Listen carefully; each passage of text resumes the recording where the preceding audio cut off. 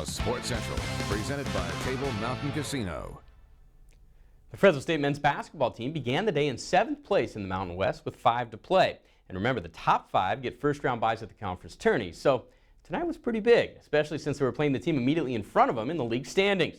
Fresno State also trying to snap a 3-game slide. First home game since the loss of Gracieto last week at Wyoming. He may be out a while. Late first half, Deshaun Taylor going to drive to the basket for the pretty lefty finish. He led all scorers with 22. He leads the Bulldogs in points during conference play. The Bulldogs, though, trailed by 5 at halftime because of this guy. Terrell Brown scored 17 in the first 20 minutes. Julian Lewis was in the building tonight. He was part of last year's team that went to the NCAA tournament. And he saw the current team make the adjustments in the second half, especially Jerron Hopkins. Scored in double digits for the 9th straight game, was huge in the second half. The Dogs turned a 5-point halftime deficit into a 21-point lead. Paul Watson had 11, 2 on that dunk.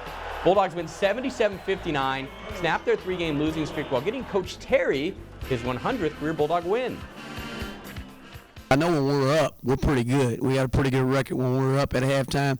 You know, when you're going in, you're down, and you got to come back out, and you got to take it to another level. I thought our guys really responded and executed again the game plan, especially from a defensive standpoint, because that's where it really started. We knew that we went down there and we didn't perform to the best of our ability. So we coming in and they had our number. So we came in and executed on defense in the second half, and it really picked up. So hopefully we can continue that momentum into next game. Now the news not as good from San Jose, where the Bulldog women blew a 16-point third-quarter lead and fell to the Spartans in overtime. The Dogs now 14-11 overall and slipped to 6th place in the Mountain West at 7-7.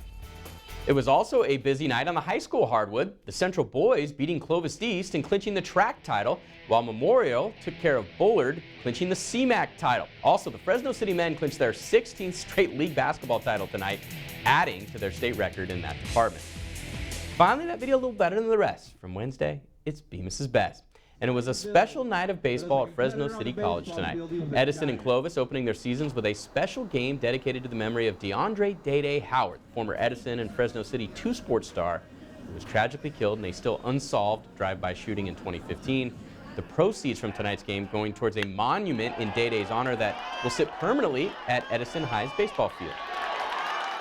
To think that somebody that had that type of character, that type of desire and fight, to be able to continue to honor them and still, even though he's not here, to still be a role model to so many children. I think what a blessing, and I'm just glad to be a part of it. And before the game, Day-Day's brother threw out the first pitch, and Fresno City College presented his family with his Fresno City baseball jersey. Also, guys, players on both teams wore these wristbands tonight in Edison colors with the number 1 on them. That was Day-Day's high school number. In case you're wondering, Clovis won the game 6-1, but on this night, really, it was secondary to the memory of a shining star taken way too young, guys. But his memory will live on thanks to this night and this game. Wow. Scott, what a touching story. Thank you.